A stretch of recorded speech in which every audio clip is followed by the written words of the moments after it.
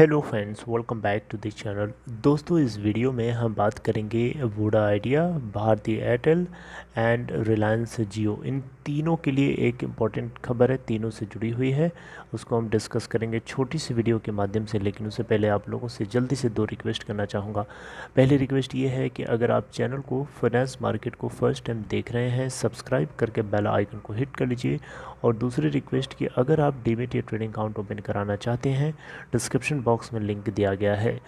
दोस्तों, अभी तक क्या होता है कि हम लोग जब रिचार्ज कराते हैं तो टेलीकॉम कंपनीज या तो हमें 28 दिनों के लिए रिचार्ज करवाती हैं, या 24 दिन होता है, या 56 दिन होता है, या फिर 84 दिन का होता है।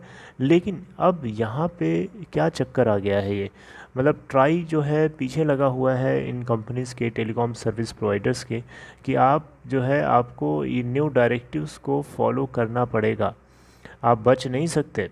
ये ऐसा क्यों किया है ट्राई ने, telecom regulatory authority of India. आप देखिए यहाँ पे, Airtel Voda must have 1 month prepaid recharge plan soon, try order explained.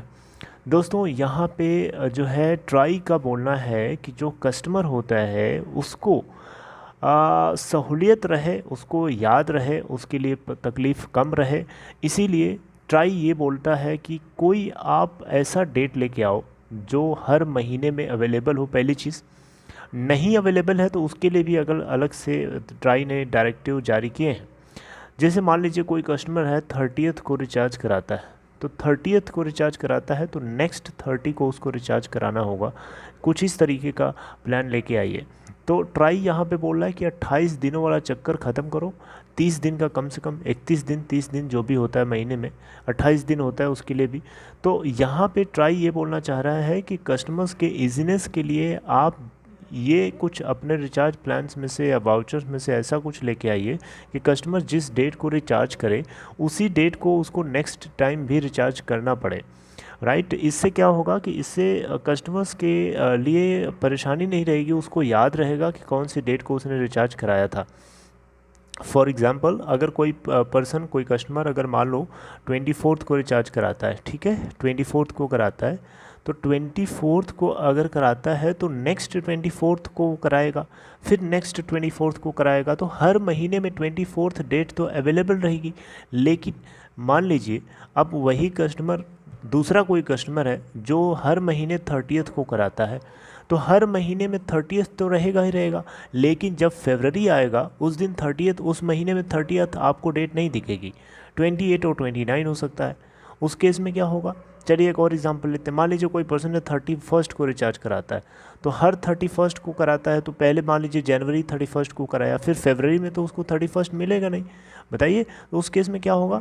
तो दोस्तों, यहाँ पे ट्राई की तरफ से इस ऐसे केसेस के लिए ये बोलना है कि उस महीने का जो भी एंड डेट होगा उसी को रिचार्ज कराएगा। जैसे कि 31st को अगर कोई रिचार्ज कराता है, तो जब जनवरी 31st को रिचार्ज करा, फिर फरवरी में 28th, अगर फरवरी है आखिरी डेट है तो 28th को कराएगा, 29th अगर आखिरी डेट है फरवरी की तो 29th को कराएगा, फिर मार्च में 31st को कराएगा, फिर अप्रैल में 30 को कराएगा, फिर मई में 31st को कराएगा, फिर जून में 30 को कराएगा। मेरी बात समझ रहे हैं? तो जो भी मतलब जो भी महीने की आखिरी डेट होगी, अगर जैसे मान लीजिए कोई बंदा 31st को कराता है तो मार्च में 31st को कराता है, फिर अप्रैल में तो उसको 31st मिलेगा नहीं ना, अप्रैल में तो 31st होता ही नहीं है, अप्रैल तो 30th का है। तो उस केस में क्या होगा, उस केस में महीने की जो आखिरी डेट है 30th जो है उसी को वो कराएगा। बाकी इसके अलावा मान लीजिए आप 15 को रिचार्ज कराते हैं, तो 15 तारीख तो हर महीने में अवेलेबल होगी, तो आप 15 to 15 तक तो फिर आपके लिए अच्छा है। तो ये एक क्वेश्चन आया था बीच में, टेलीकॉम ऑपरेटर्स ने इसी क्वेश्चन के पीछे छुप गए थे। यानी एक तरीके से देखा जाए तो telecom regulatory authority of India की तरफ से डेडलाइन दी गई थी 60 दिनों की, उस 60 दिनों के भीतर ये नहीं कर पाए। तो नहीं करने ना कर पाने के पीछे का कारण जो है अब टेलीकॉम ऑपरेटर्स ने यही दिया था कि एक बहुत ही बड़ा कन्फ्यूजन है।